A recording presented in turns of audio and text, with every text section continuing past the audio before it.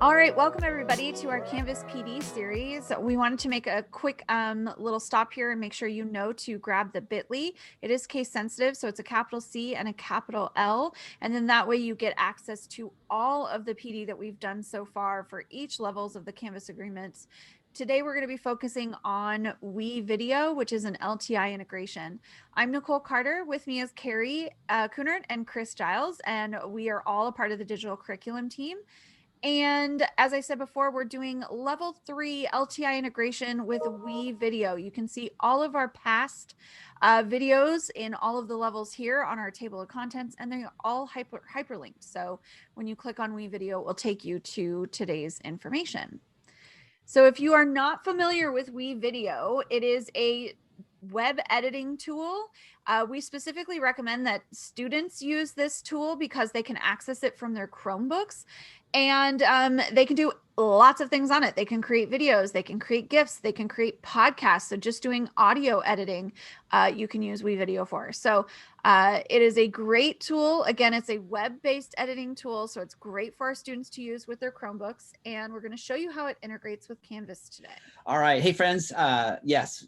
The great thing about WeVideo is we already have this year 5,000 pro licenses paid for our whole school district. And those licenses are revolving, which basically means about every 20 or 30 days, I'll go into WeVideo and I remove anybody who hasn't used WeVideo for usually about the last 30 days. And I take their account and I convert it to free, which means they don't lose their stuff. It just converts it to free, and then it archives all their work. So if you are a student or a teacher and you were like, oh my gosh, I lost pro access, just log back in and you would gain that pro access again. Typically, no one should have to contact me unless we've maxed out at 5,000, which then just email me or you're lit, and then I can go in and convert quite a few people at the same time to just that free usage so that those 5,000 licenses become available again.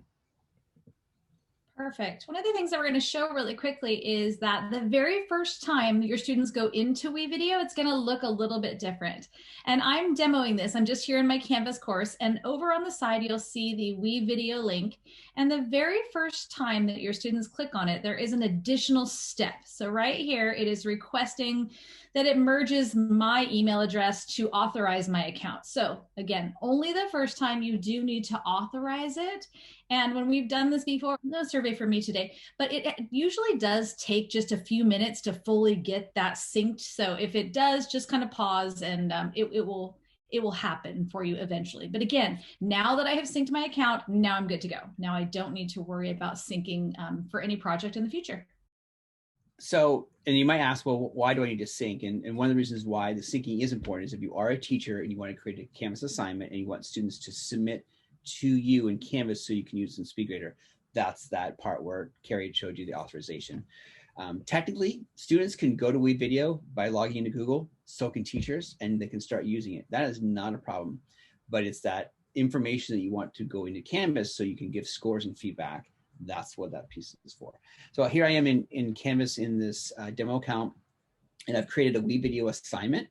And so I'm going to go ahead and click on it. I made this assignment as simple as possible, but there are a few things you need to do when you create an assignment, with WeVideo being the thing that your students are submitting. So I'm going to click on edit.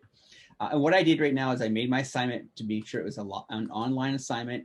I choose website URL because it's actually going to come through me as a link in SpeedGrader.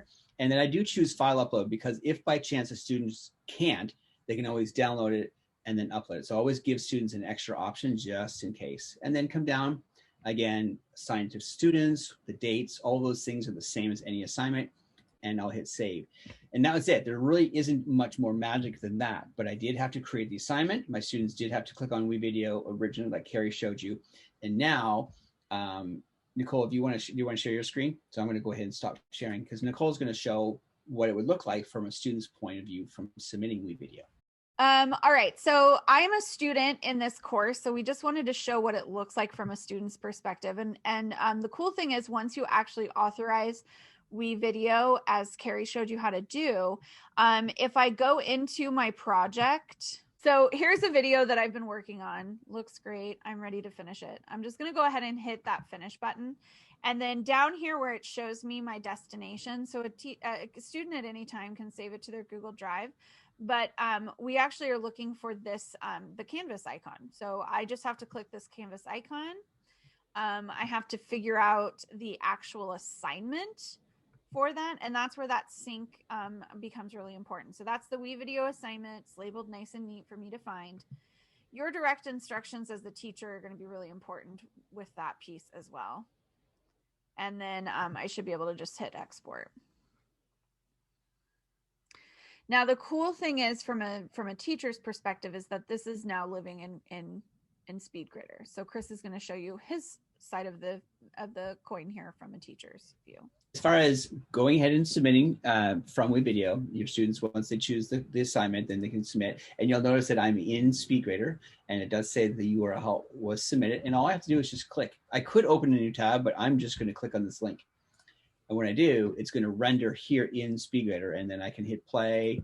I won't hit play for the whole thing. And then on the right-hand side, again, I can give comments and I can give features back to the students. So the great news is a couple things. One, I don't really write all over the student's work. The student could actually go back to WeVideo and edit, change, just like an essay, just like something they're going to submit as a first draft, and go back and edit, change, and they could resubmit again. And I would actually see this second submission or even the third submission. But again, the power is SpeedGrider, feedback in here, and then if I want to give it a score, complete, incomplete, point value, even using a rubric, I can do all of that.